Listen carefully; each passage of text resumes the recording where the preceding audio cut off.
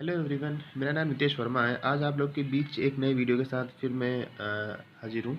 आज मैं बात करना चाहता हूँ कोरोना वायरस से रिलेटेड कुछ और बातों में। जैसे कि कोरोना वायरस एक हमारे लिए आपदा बनकर आया है और साथ ही साथ कुछ लोगों के लिए अवसर भी बन के आया है। जी हाँ, तो पहले आप बात करते हैं कि आपदा कैसे है। जैसे कि फरवरी मंथ से ही हमारे देश में कोरोना वायरस के कुछ पेशेंट मिलने स्टार्ट हो गए थे और मार्च 22 मार्च को लॉकडाउन स्टार्ट हुआ था हमारे देश में। तो लॉकडाउन के बाद कितनी सारी प्रॉब्लम लोगों को यहाँ पे फेस करनी पड़ी और ख़ासकर उन लोगों को जो दूसरे राज्यों में नौकरी के लिए या किसी काम धंधे के लिए दूसरे राज्यों में बसे हुए थे। उन लोगों को बहुत सारी प्रॉब्लम झेलनी पड़ी क्योंकि सारा देश पूरे काम-काज सारे ठप पड़ गए थे और लोगों को अपने रहने के लिए, रोज़ी-रोटी के लिए, 2 वक़्त की रोटी के लिए बहुत सारी मशक्कत करनी पड़ी और जो भी कितनी भी प्रॉब्लम फेस करनी पड़ी, इवन आप लोग को तो सब कुछ पता ही है। आप तो करीब 7-8 महीने बीत गए उस बात को, लेकिन फिर भी वो एक ऐसा मंज़र था जो कभी भुलाया नहीं भूलेगा कि लोगों को कितनी प्रॉब्लम झेलनी पड़ी, कितने लोगों ने अपनी ज़िंदगी से हाथ धोए और दूर-दूर से लोगों को मतलब आप ये समझ लीजिए कि कहीं मुंबई से, दिल्ली से, महाराष्ट्र, गुजरात ऐसे-ऐसे राज्यों से जो लोग मतलब दूर-दूर से अपनी रोज़ी-रोटी के लिए वहाँ बसे हुए थे, उन लोगों को वहाँ से पलायन करना पड़ा और कई लोग मतलब जब कुछ साधन नहीं थे आने-जाने के तो लोग पैदल ही निकल पड़े, है ना? तो कई लोग रास्ते में भूख से, परेशानी से और बहुत सारी मुश्किलों का सामना करते हुए अपने-अपने घरों पहुँचे। कई लोग तो रास्ते में ही दम तोड़ गए बीमारी के चलते, भूख के चलते, है ना? दुनिया भर की जो भी प्रॉब्लम हमें आए दिन न्यूज़ में, सोशल मीडिया के थ्रू बहुत सारी प्रॉब्लम हमें सुनने को मिली कि लोगों ने कि किस तरह से मतलब चीज़ें झेली हैं, तो हम उसे कभी भूल नहीं सकते। और एक ये बहुत बड़ी आपदा बन के आया ये कोरोना हमारे देश में, तो जिससे कि हमारा देश पूरा का पूरा बैक फुट पे चला गया। अभी हाल ही में जो एक जीडीपी का डेटा रिलीज़ किया था गवर्नमेंट ने, उसमें ये आया कि -23.9 समथिंग अराउंड ऐसे हमारी जीडीपी माइनस में चली गई। और चलिए फ़िलहाल ये तो एक बात की बात है जीडीपी की। अभी फ़िलहाल मैं यहाँ बात कर रहा था एक आपदा जो कोरोना वायरस के रूप में आई। बहुत लोगों को सफ़र करना पड़ा, उनकी जॉब चली गई, लोगों का ठिकाना उनसे छिन गया, जो एक बसा-बसाया आशियाना उनको था, उसको छोड़-छोड़ कर लोगों को भागना पड़ा। क्योंकि अब जब 2 वक़्त की रोटी का इंतज़ाम नहीं हो पाया, तो लोग वहाँ कब तक रुकते, कैसे रुकते? क्योंकि आप लोग को पता ही है कि लॉकडाउन नियर अबाउट 3, साढ़े 3, 4 महीने एक्सटेंड होता रहा कंटिन्यूअसली, कुछ-कुछ टाइम इंटरवल के बाद। जैसे कभी 21 दिन, फिर 15 दिन, फिर 20 दिन, ऐसे-ऐसे ही। तो हालाँकि अब काफ़ी कुछ लॉकडाउन खुल गया है, चीज़ें नॉर्मल हो रही हैं, लोग धीरे-धीरे अपने काम पे लौट रहे हैं। बट स्टिल कोरोना केसेज़ की बात करें तो बहुत सारे केसेज़ पर डे बढ़ ही रहे हैं और इसमें लोगों को बहुत ज़्यादा प्रिकॉशन लेने की ज़रूरत है। इसे ऑलरेडी मैं 2 वीडियोज़ पहले बना चुका हूँ और लोग आजकल देखें तो पर डे करीब लाख-लाख भर केस पर डे आ रहे हैं, 1-1 लाख केस पर डे आ रहे हैं।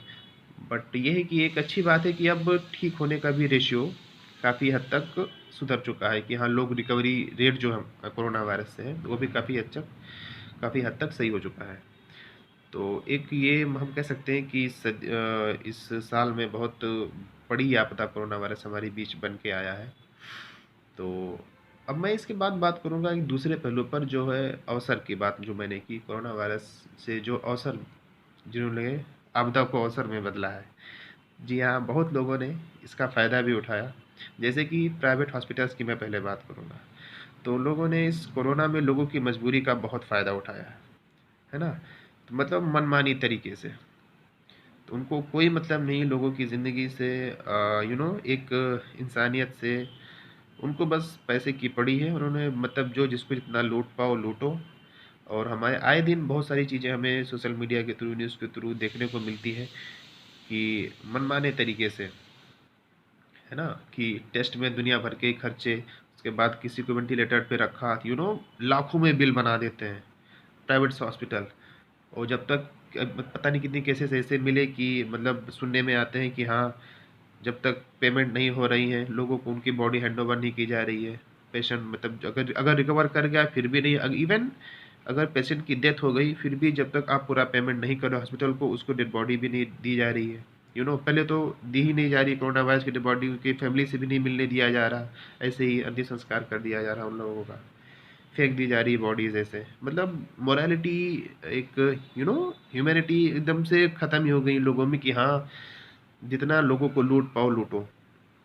और दूसरी बात, कहीं कहीं कुछ हॉस्पिटल्स में ये चीज़ देखने को मिला है, like human trafficking, human organs की ट्रैफिकिंग का भी मामला सोशल मीडिया पे या कहीं कहीं इस तरह के वीडियोस वायरल हुए हैं कि जहाँ लोगों को कोरोना वायरस का डर दिखा के उनके ऑर्गन्स की भी ट्रैफिकिंग कर दी गई, ऑर्गन्स निकाल के बेच दिए गए।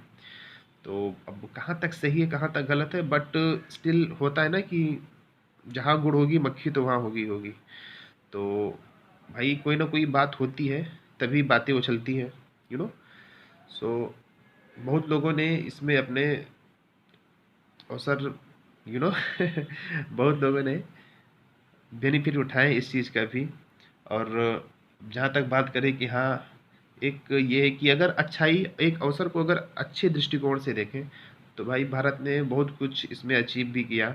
लाइक जैसे कि जो हमारे पीपी किट्स जो यूज होते हैं हॉस्पिटल्स में, मास्क होते हैं, और काफ़ी सारी चीज़ें जिनका प्रोडक्शन भारत में मतलब बहुत ही कम होता था, ना के बराबर होता था, लेकिन आज बहुत ही लार्ज स्केल पे प्रोडक्शन हो रहा है हमारे देश में। क्यों? क्योंकि बस हमें डिमांड, कि एक होता है ना कि आवश्यकता ही आविष्कार की जर्नी होती है। तो जब हमें जिस चीज़ की डिमांड तब महसूस हुई तो हमें उसके अकॉर्डिंग अपने प्रोडक्शन स्केल बढ़ाए। मतलब आज हम काफ़ी सारे, बहुत ज़्यादा मात्रा में प्रोडक्शन हम लोग कर रहे हैं, तो हमें किसी दूसरे देश पे डिपेंड नहीं रहना है इस मामले में। और वैसे भी तो मैं इस कहना चाहूँगा कि हाँ, इस आपदा को भी हमने मिलजुल कर टैकल करना है, इस प्रॉब्लम से निकलना है। और वो दिन भी आ जाएगा जब ये प्रॉब्लम धीरे धीरे दूर हो जाएगी। ये हमारी सबको साथ में रह के ऊपर वाले से कामना करनी चाहिए। तो और बस मैं इतना कहना चाहूँगा कि ये जो लोगों ने कोरोना काल में लोगों की मजबूरी का फ़ायदा उठाया है, तो इसमें क्या कर सकते हैं यार। आप लोगों ने जैसे सुना होगा कि जब केदारनाथ में त्रस्ती आई थी, बाढ़ आई थी, तब वहाँ लोगों ने कितने फ़ायदा उठाए लोगों की मजबूरी का, ये भी किसी से छुपा नहीं है। तो यार दुनिया में लोग ऐसे भी है ना कि बस कि किसी की आपदा को लोग अवसर में बदल लेते हैं। तो बस मैं ऐसे लोगों से कहना चाहूँगा, प्लीज़ लोगों की मजबूरी को समझा करिए, क्योंकि कभी कोई भी प्रॉब्लम किसी को पूछ के नहीं आती। आज मेरे पे है, कल आप पे भी हो सकती है ना? तो कभी ये मत लोग चलो कि हाँ, प्रॉब्लम सिर्फ़ उसी के साथ होगी, मेरे साथ कभी कुछ नहीं होगा। तो प्लीज़ थोड़ा इंसानियत अपने अंदर ज़िंदा रखिए। मैं ऐसे लोगों से कहना चाहूँगा जो लोगों की मजबूरी का फ़ायदा उठाते हैं किसी भी रूप में, है ना? तो आप इंसान हो, इंसान बन के रहो यार, इंसानियत थोड़ी सी ज़िंदा रखो। बाकी मिलते हैं फिर अगले वीडियो में किसी और टॉपिक के साथ। तब तक के लिए गुड बाय, टेक केयर।